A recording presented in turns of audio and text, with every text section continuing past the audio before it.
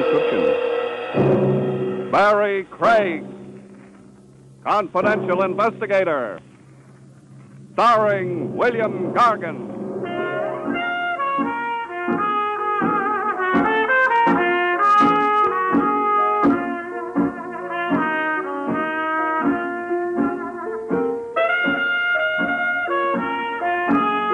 Barrie Craig speaking. Detectives come in three sizes. City cops, big agencies, and guys like me with a small office and an insurance company retainer to pay the rent. Cops don't have to worry about getting cases, and the big agencies have branches from here to Shanghai. But from where I sit, you never can tell where your next case will come from.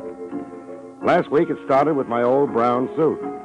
I'd been on a bodyguard case, and the suit looked as if I'd been sleeping in it for a week. There was a good reason for that. I had. I tucked it under one elbow and ducked into George the tailor's. George had a king-size shoebox in the basement of my office building. Morning, Mr. Craig. Hi, George. What can you do with this suit? If you like herringbone handkerchiefs, I could maybe salvage enough goods. All right, so I'm not Adolphe Monju. How about it? Tuesday? With the spots out, Thursday. Okay, Thursday. Say, Mr. Craig, I wanted to ask you, I've got a problem. Well, what is it, George? Got a pair of plaid slacks with no coat to match? No, I'm serious. My wife says, George, you go to the police. But she wasn't here when that man came. What man? What's the pitch, George? The man said I need protection. Shakedown, huh? The man said I've got to pay $50 a week to stay open. He says, George, you wouldn't want trouble. Maybe a bottle of acid spilled on your racks. Did you pay him? Well, I didn't have $50. I told him to get out. Now I'm scared, Mr. Craig. Look, you're a detective. I want to hire you. You protect me. That won't work, George. Stopping a protection racket is a big operation. You need 24-hour guards, a whole setup to protect all the shop owners. Well, I could pay in installments. You've already paid for protection, George, your taxes. You better call in the cops. They're the only ones who can swing it. No. He said they'd beat me up. Maybe kill me. Look, George, I'll tell you what I'll do.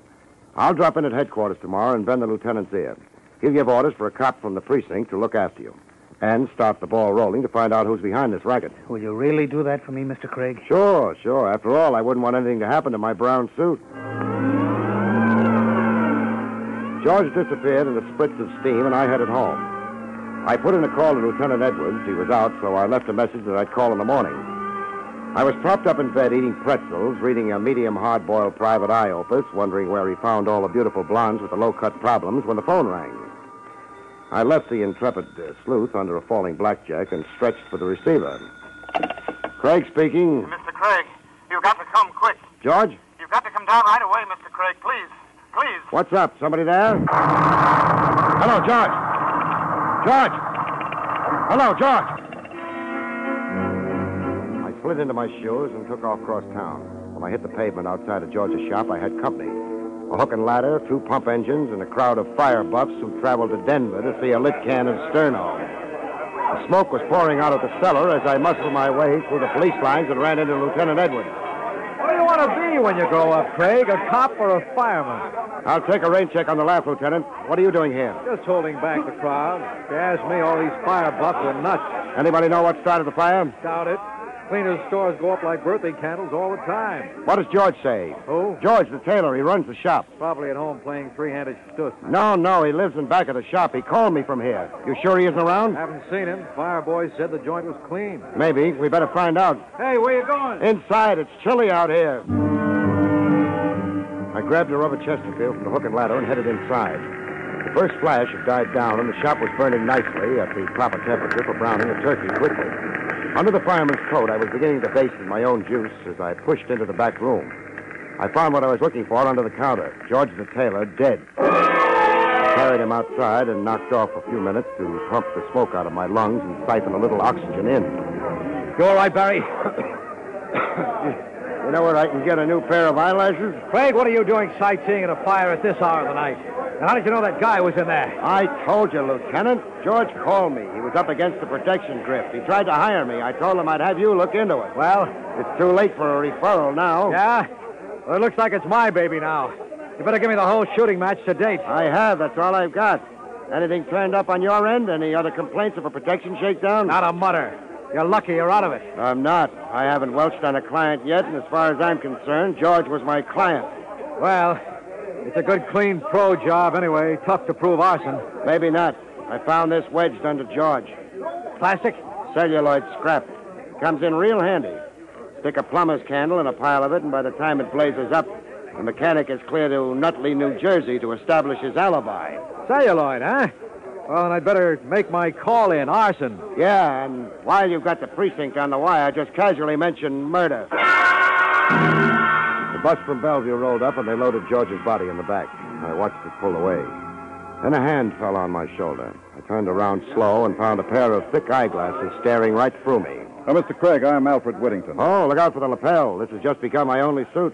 You're the confidential investigator, aren't you? I've got a license. I want to hire you. I pay rent on an office that's open during business hours. If you don't mind, right now I'm tired and a little burnt around the edges. I overheard your conversation with Lieutenant Edwards. You'll get your ear pinched in a keyhole that way. I'd like to talk to you, Craig. Perhaps my apartment? Perhaps not. Would it interest you if I told you I want to retain a detective to find out who killed George the tailor? Oh? All right, Mr. Whittington, as you say. Let's go to your apartment. We rode uptown in the caddy that had to bend to get around corners. The name clicked as we crossed 42nd Street. Alfred P. Whittington. He ran the newspaper that did the big crime series this year. They got Stretch Longo to talk and almost pinned half a dozen rackets on the coattails of Herman Jess, the big operator. Of course, they had to put Longo together with Scotch tape for the funeral, but it made nice reading, and Herman Jess had left town until it all blew over. Whittington's apartment was in the penthouse on top of the newspaper building. We sailed up in a private lift and waded through the nap to his library. It was the kind of a room you see behind the iron gray hair and the whiskey ads. Whittington was a little cozy about speaking his piece, so we discussed interior decoration till he got ready to make the plunge. I had this room specially designed for my hobbies. Oh, looks like you make a hobby of hobbies. Guns, original oil paintings, and that fish tank is big enough for a stunted whale. Oh, that isn't all. I've got movie editing equipment in those cabinets. Color slide projector. I'm very interested in photography. All you need is an erector set. Look, Mr. Whittington, I'm not writing an article for House Beautiful magazine. Of course. I just like to get to know a man before I talk business. With me, it's the other way around, so let's have it. You know, of course, the paper's been running a series on crime in the city. The board of directors is very anxious to continue. They've so instructed me. Where do I fit in? I heard you say you were going to work on this protection racket. That's right. Do you still intend to? Up to the top. Good. We can help each other, Craig. I want to retain you on behalf of the paper. What happened to your reporters? Measles? Contrary to popular fiction, reporters aren't trained as detectives. You are. What do you want? Whatever you can get. Of course, I want reports direct to me, strictly confidential. That comes with the price of the entree. Our legal staff will have to go over everything before we print it. And nobody's to know you're working for me. Bashful? Discreet. The staff here would feel I didn't have confidence in them. Don't you? When I want a job done right, I go to a professional. I want the truth, no matter whom it involves. But I want the story exclusive, as it develops, step by step. All right. Then you're my second client, because George the tailor comes first. Next morning, I went down to the insurance company that pays me that nice, steady retainer, rain or shine. I waded through the acre of desks in the outer office and rapped on the glass door marked Arthur B. Goldsmith. Art was the company expert on fires. He knew enough angles on arson to burn out an asbestos mine. I planted the scrap of celluloid I found under George the tailor on his desk and flipped over a few questions. No soap, Barrie. Celluloid is standard equipment. It doesn't point to anybody? It'd be like asking which ball player uses a bat. The mechanic plants a plumber's candle in the celluloid scrap, down she burns, and then they can file the insurance claim in the morning. Much doing these days? Average. Not like in the Depression. In 33, the only way to make a profit was burn your own place down every 6 months. Art, if you wanted to hire the best, money no object, who would you get to start a nice, cozy conflagration? Pro job? Major League. Let's see. Mike DiGiorno's in Elmira.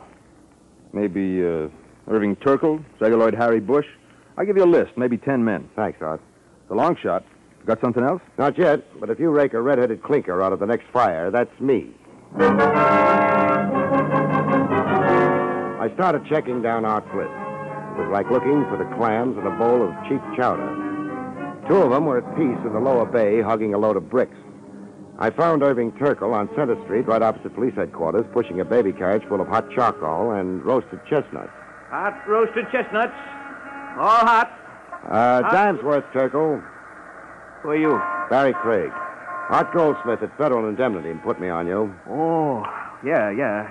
Why, I got a lot of respect for Mr. Goldsmith. A lot of respect. Mm-hmm. Here's your chestnuts. Thanks. Look out for worms. Yeah, I will.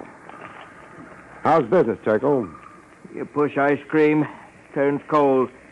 Switch to chestnuts, you could fry an egg on the sidewalk. Tough, huh? My worst enemy should have it better.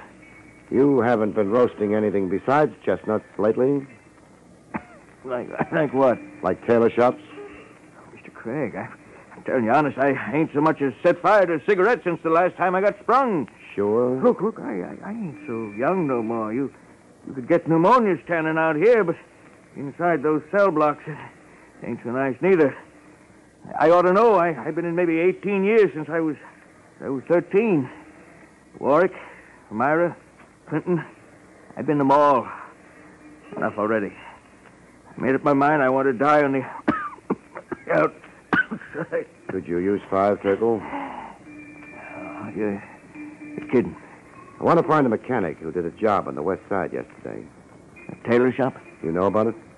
I read it in the paper. I got a list from Art Goldsmith. Save me some time, and it's worth a fin. Mr. Goldsmith, I shouldn't ought to put me on the list. I retired. I wouldn't... How about the rest of them? Well, I heard somebody the other day saying Harry Bush made a good connection. Where can I find him? Look, Mr. Craig, I'm on my own now. There wouldn't nobody even feel bad if I got took. I'll cover you, Turkle. All right. Harry Bush has got a drop in Long Island City. Easy glide roller skating rink. All right, Turkle. Thanks a lot. You tell Mr. Goldsmith I'm retired. You tell him that. I got a lot of respect for Mr. Goldsmith. Excuse me, I got to get back to work. Chestnuts. Hot roasted chestnuts.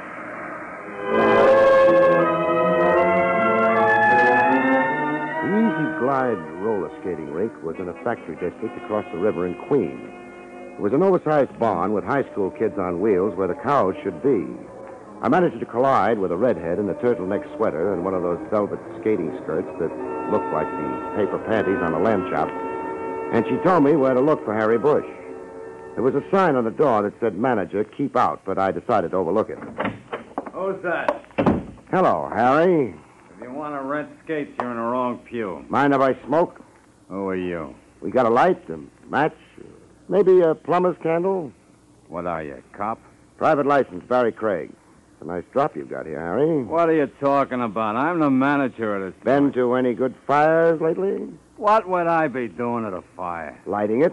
They say around town, celluloid Harry Bush is working again. You're in the protection racket up to your pointy ears. You're crazy, Craig. I haven't been near a tailor shop. Yeah? I didn't mention any names, Harry. I just said protection. How did you happen to think of tailor shops? I read about it in this morning's paper. They're still burning people for murder in this state, Harry. But then you won't mind. You like fire. I wouldn't even get booked. Listen, Craig, I don't care what you think. It ain't going to do you no good. Somebody covering for you, Harry? What do you think? Who is it? Why don't you find out? Maybe I will. So long, fireflies. Outside, I parked my shoulders against the wall just around the corner and went into a trance. I didn't have long to wait. Celluloid Harry came bouncing out in less than 5 minutes and headed for town. I stuck with him like bubblegum till he ducked into a doorway in the East 60s. I gave him a running start, then I waltzed in time to see the indicator on the elevator hit 5. I ran a finger down the directory. There were only 2 offices on file. Dr. Martin Produlik, DDS, and an outfit named Star Enterprises that could stand for anything. I grabbed the elevator on the next bounce and punched the button marked 5. I put my shoulder to the door marked Star Enterprises and heaved. What? What's the idea? Well, Herman Jess, I presume. I didn't know you were back. Who the devil are you? Where's Celluloid Harry? Who? The little spark plug. He came up here. I have enough trouble without guessing games. Who are you? Barrie Craig. You're not police. Private. Now, you can't break in here like this. I'm not a well man. I should be in Florida right now. What's keeping you? Well, that's my business. Yeah, I know about your business. You're really a public benefactor, Herman. Where would a kid get a reefer without you, huh? Yes, now look, the doctor said I shouldn't get excited now. That must be a handicap in running your racket. I'm not in rackets anymore. I'm retired. What makes you think I'm going to believe that? Now, does it look like I'm running a business here? Well, no, but... I've got no desk, no files, not even a telephone. Now, the doctor says I've got to have absolute quiet. All right, then. Just tell me where Celluloid Harry is, and I'll stop disturbing the peace. Now look, Craig, you want somebody named Harry. I haven't got him. There's only one door here, and you came through it. Now, take a quick look in the closet and walk out of here. My heart can take just so much. I'll take you up on that, Jess. Not even a bone. Now, kindly leave. Okay, Jess. But if you haven't quit the rackets, I'm warning you now. I'm after the mechanic that burned George the tailor and the man who bought him. Clear up to the top. Put that in your blood pressure and smoke it. I started for the door with a sinking feeling that I was a sucker in a new-style shell game. Celluloid Harry had to be in Jess's office. Unless he was under the rug, I couldn't see him. The elevator door was just sliding closed as I reached it. I got a quick shot of a pretty picture. Celluloid Harry with his finger on the first floor button. The door slammed, and I stared at the arrow as it swung around. It didn't add up. It wasn't in Jess's office. The only other room on the floor was the dentist. I decided to develop a toothache. Can I help you? It's my tooth. This one, see? Hurts something awful. Oh. Dr. Weiss is on the first floor, and Dr. Carey on the third. What's the matter with Dr. Padulik? I'm sorry, he isn't in today. How about the fellow just came out? There's been nobody here. Well, I guess I made a mistake. By the way, you like roller skating? I beg your pardon? Nothing. A book of matches on your desk says Easy Glide Roller Rink. I thought maybe you liked to skate.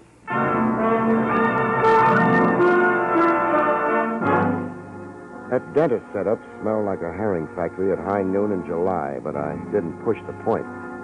I left and found a phone booth in the lobby of the building and poured my story into Whittington's shell-like ears. There might be any number of reasons for that girl lying to you, Craig. Harry might be a boyfriend. She doesn't like to skate, and Herman Jess is right next door. I think the dentist's office is a blind. You think he's fronting for Jess? I'd lay the odds. When the crowd thins out, I'm going up there to check. Well, what do you expect to find? I figure with the rackets Jess is running, he's got to have complete records handy, or he couldn't keep track of the take. I want to find those records. All right. If you come across anything, bring it straight to me. The receptionist had left for lunch, so I rang a few peals on the bell to see if Dr. Padulik was at home. He wasn't, so I let myself in with a bobby pin and went to work on the desk in the inner room. I pulled out a stack of records. That latest date was 3 months ago. The appointment book past that date was blank. The bills checked. Nothing later than 3 months ago, except the last one. A bill from the Conmont Memorial Home for $700.84 for the funeral of Martin Padulik. What are you doing in here? Huh? Who are you? Who do you think I am? Dr. Martin Padulik. He was a rabbity gray little man. Looked pretty good for a 3-month corpse. There was a vein in his forehead, jumping like a kid on a pogo stick. But his hand was steady as a rock, as it was wrapped around a .38 revolver. You stay where you are. What do you think you're going to do? Well, you broke into my office. I'm going to call the police. Fine. You go ahead. Maybe you can explain to them how you happened to be buried 3 months ago. What? You're no dentist. You're fronting for Herman Jess. Well, then, you're crazy. Am I? I'll save you time. I'll call the police. Give me that phone. And you give me that gun. There. Fair trade. Now, settle down, friend, while I jam a chair under the doorknob. I'm going to look for Herman Jess's record. I was in a tough spot, and I knew it. The License Commission doesn't look kindly on breaking and entering, and if that office was clean, I was in for trouble. I knew I couldn't search that room for anything smaller than an elephant in the few minutes before somebody drifted in, so I kept one eye on my buddy and played it cozy. I yanked the desk drawers out and threw the papers around like a picnic. I pulled the medical books down off the shelves to make sure that there weren't any false fronts. I wasn't getting any takes from the phony dentist, so I headed for the other room. I dumped the instrument trays, and he couldn't have cared less. But when I headed for the file cabinet in the corner, the vein in his forehead beat like a ragtime drummer on bathtub gin. You can't get away with this. I'll have you in jail. Yeah. I slid open the file drawers. Nothing but dental records. I slammed them shut, and my playmate relaxed like a hangover in a Turkish bath. I couldn't figure it. Those records ought to be near that file cabinet. Maybe a secret panel. I couldn't be sure without an X-ray, and then I got it. What are you doing? Taking a look in this box on top of the file. Those are valuable X-rays. Don't get them out of order. I won't. I'm taking them with me. This first batch are teeth, all right. But from here on, these pictures didn't come from anybody's mouth. Not unless his molars kept double-entry books. Oh, company. Let me in. I know you're in there, Craig. Not for long. Which way is the nearest fire escape? Hurry! I got him! In the pig's eye, friend. Craig, stand still or I shoot. The window was locked, so I tossed a wastepaper basket through it. I was 2 floors down the fire escape when Jess showed up in the window. Pups were slamming around like a pinball game with body English. I hit the ground and sprinted for the curb. Then I jumped into a waiting hack. As pulled away, I saw Celluloid Harry bounce out of the building and into another cab. Hey, mister, I wouldn't want to make you nervous, but you're being followed. No, I'm very popular. Can you lose them? No. My life insurance lapsed last week. Would $50 change your mind? What good is insurance after I'm dead? 50 I can spend now. Hold on to your plate. We weaseled through Manhattan. The cab behind us stuck like a mustard plaster. We got into a jam in a transverse across Central Park. Hang on, mister. I'm going to cut inside that bus on the sidewalk. You got caught by the lights. Shot straight up to Whittington's mink-lined sewer. He was showing himself color shots with his Cocker Spaniel on a slide projector when I waltzed in. Craig, you didn't bring? Doorbells are for process service. I've got Herman, Jess, and the protection racket in my pocket. Here. What are these? Dental X-ray films. Only there isn't an inlay in the bunch. These are Jess's records, microfilm to match the teeth X-rays. Are you sure? You can't read them without a magnifying widget. But I'll bet there's enough in that envelope to send Jess up the river like salmon. Shall I call the cops? I'll take care of that, Craig. Wait. You expecting anybody up here tonight? No, I left orders not to be disturbed. In that case, we'd better get ready to receive company. Somebody's coming up the stairs. I thought I lost Harry, but I guess he's stuck. Chuck that envelope in the fish tank. What's up? Go ahead. It won't hurt the film. Now, try to look innocent. All right, Craig. Get them up. We were just talking about you, Jess. Was your nose itching? You hoist them, too, Whittingham. You can't get away with this, Jess. I'll have you... You won't do anything. You're pretty brave in those crusading editorials. Wrecked my health.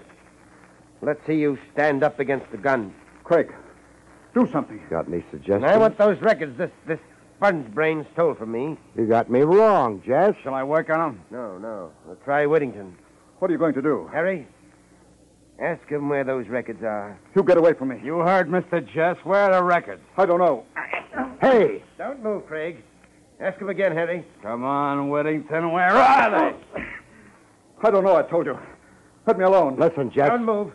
I'm a very nervous man. It would be very bad for me to shoot you. Now you got anything to say? No, not when you put it that way. Okay, Harry, go ahead. All right, Whittington. No, don't hit me again. No, don't. Where are those records? No, not again. There, in the fish tank. Craig hid them there. Harry, I got them. look inside.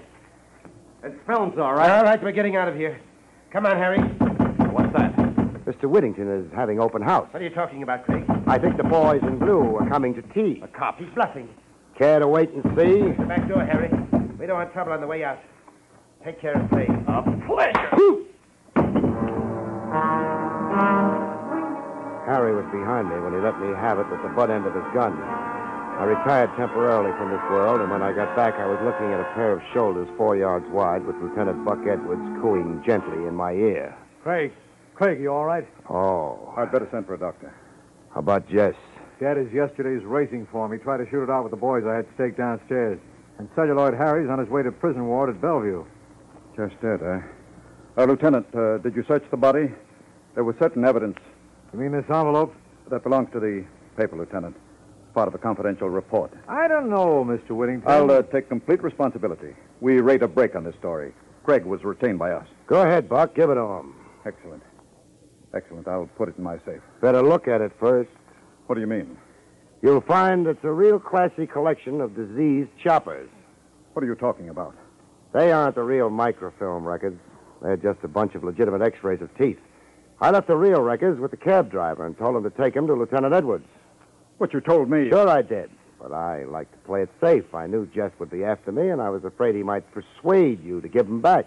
I'm sorry. I'm afraid I was rather weak. But I really thought he intended to kill us. Oh, don't apologize. You were terrific. That was a great strong-arm scene you played with your stooges. Stooges? Sure. Why do you think I ducked those records, Whittington? When I was going through that X-ray file, one thing caught my eye, a color transparency. It didn't exactly belong in that file because I'd seen a print of that picture before, on your desk. A very flattering portrait of your wife. My wife? Yes, you made a slight mistake. You must have got it mixed up with your microfilm records when you shipped them back to your boy, Herman Jess. Oh, see here. Are you trying to insinuate that I mean, you're the real boss behind this racket, not Harry Jess. Why, well, that's absurd. If that were true, then why would I have hired you? Self-protection. Your board of directors was pushing you to deliver that crime series, but you figured that if I turned anything up, it'd be easy to take care of me this way. Craig, you're out of your mind. You can't prove a thing. Oh, yes, we can. We checked those microfilms, Mr. Whittington. There's a payoff to you listed on every page. You've been under arrest for the last 5 minutes. Well, Whittington, I guess this squares accounts for George the tailor, but you still owe me for one brown suit. I'll put it on the bill for services rendered. Take him away, boys. Coming, Barrie. Coming, Lieutenant. So long, folks. See you next week.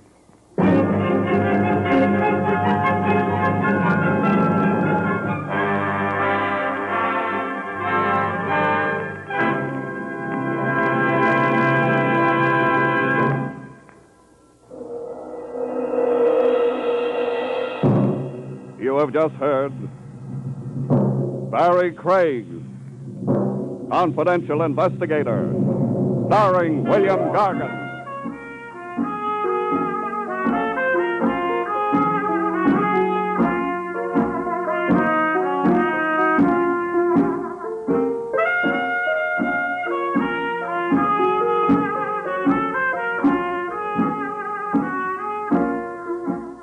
Next week, another exciting transcribed story starring America's #1 detective, William Gargan, as Barrie Craig, Confidential Investigator. Tonight's story was written by Ernest Kenoy and featured Santos Ortega in the role of Alfred Whittington. Your announcer is Don Pardo.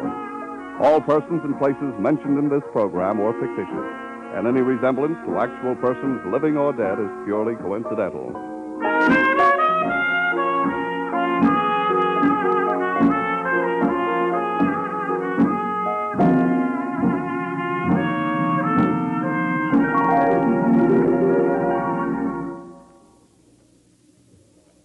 Three chimes mean good times on NBC.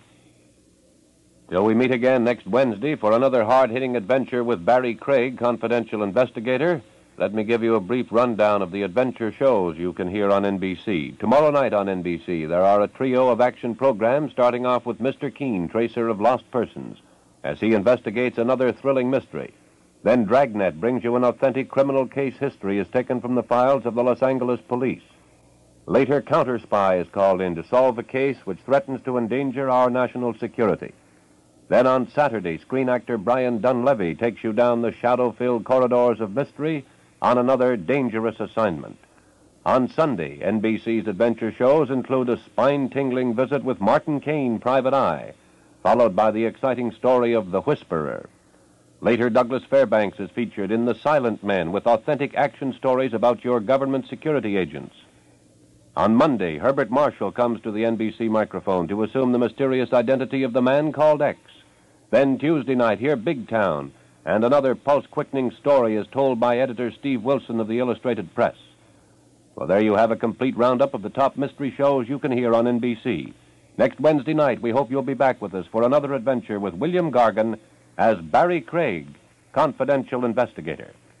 Now it's Meredith Wilson's Music Room on NBC.